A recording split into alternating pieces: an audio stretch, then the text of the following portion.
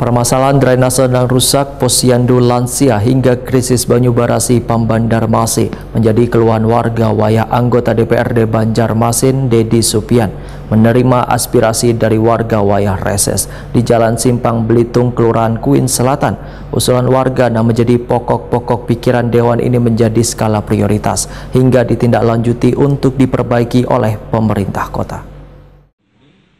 Permasalahan drainase yang rusak, posyandu lansia hingga krisis banyu barasi Pambandarmasi menjadi keluhan warga. Wayah anggota DPRD Banjarmasin Dedi Supian menerima aspirasi dari warga Wayah Reses di Jalan Simpang Belitung, Kelurahan Kuin Selatan, jelang tengah hari Selasa 22 Oktober 2024.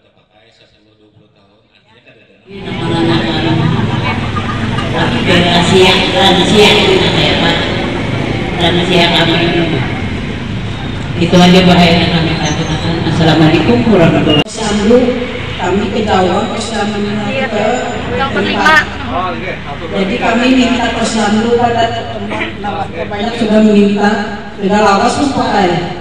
Jadi minta tidak. Dan satu lagi masalah sampah, Pak. Saya lihat di sungai sampah, masalah sampah. Anggota DPRD Banjarmasin Dedi Supian Waitakwani Prima TV memadahkan kegiatan posyandu lanjut usia sudah terprogram dengan baik oleh pemerintah kota. Warga bisa menanyakannya ke kelurahan, termasuk pula posyandu ibu hamil wan anak stunting yang mendapatkan perhatian pula terkait nilai gizinya supaya menjadi anak nang tumbuh sehat. Permasalahan drainase, ujar politisi Partai Kebangkitan Bangsa ini nantinya akan disampaikan dengan Dinas PUPR Banjarmasin untuk ditindaklanjuti. Begitu pula terkait banyu barasi Pambandarmasi yang menjadi kebutuhan warga. Nanti dalam penanganan akan kita sampaikan dengan dinas terkait. Semoga ini menjadi perhatian. Kalau memang dananya nanti di anggaran cukup, bisa di tahun berikutnya di karena dianggap drainasenya itu tidak mau roboh. Nah ini oleh Pak Lurah sebenarnya sudah berapa kali diusulkan, tapi sampai saat ini masih belum menjadi prioritas.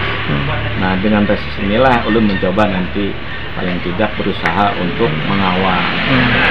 Nanti disiapkan Pak, anunya Pak, data-data proposalnya kita akan komunikasikan dengan DPR. Mudah-mudahan kalaupun tidak di pembahasan anggaran itu bisa dicantolkan lewat pokok-pokok pikiran Dewan. Dedi Supian menyatakan usulan warga yang menjadi pokok-pokok pikiran Dewan ini menjadi skala prioritas hingga ditindaklanjuti untuk diperbaiki oleh pemerintah kota.